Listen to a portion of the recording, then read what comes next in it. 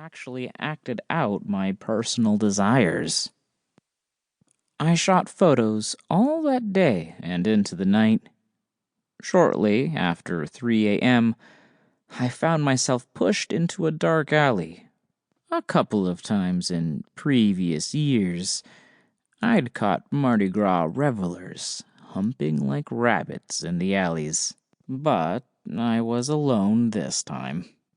I used the momentary respite from the crowd to load my last roll of film. I planned to return to the hotel as soon as I finished, catch a few hours of sleep, and be ready to repeat it all again the next day. When I looked up, though, I found myself facing into the darkness of the alley, rather than out at the busy street. At the end of the alley, a single doorway with a faint red bulb glowing above it caught my attention, and I walked toward it. There were no signs on the door, but it was obviously the entrance to a business. I tentatively pushed at the door, and it swung open. A young woman's voice caught my attention. "Come in," she said. "We're open."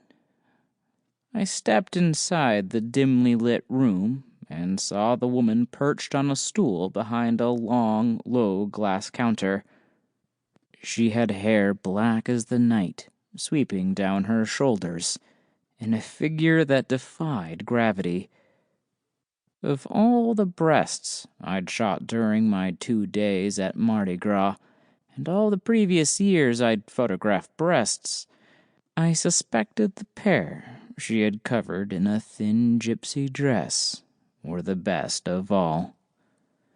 "Come all the way in," she said. "I won't bite, unless you want me to."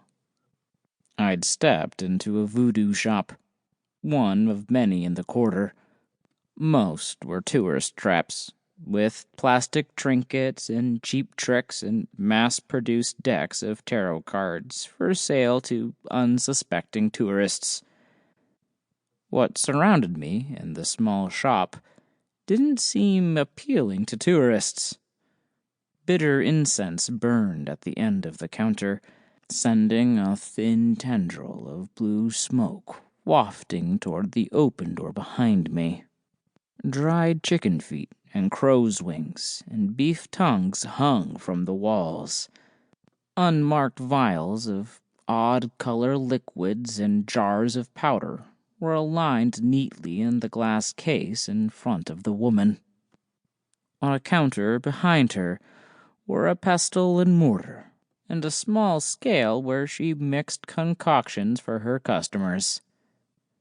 "So much revelry outside," the raven-haired beauty said, "and yet I have been alone all evening. You're my first, my only visitor." I hesitated.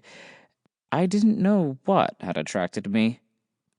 "I saw your light. The people who want me find me," the shop's proprietress said.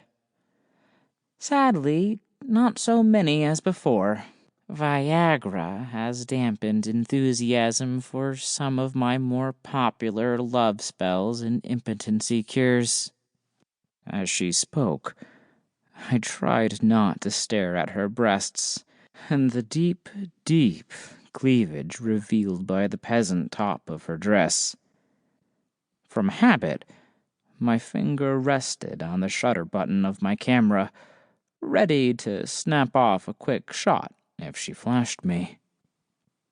"And you?" she asked. "Why have you come?" My mouth felt dry. I wet my lips.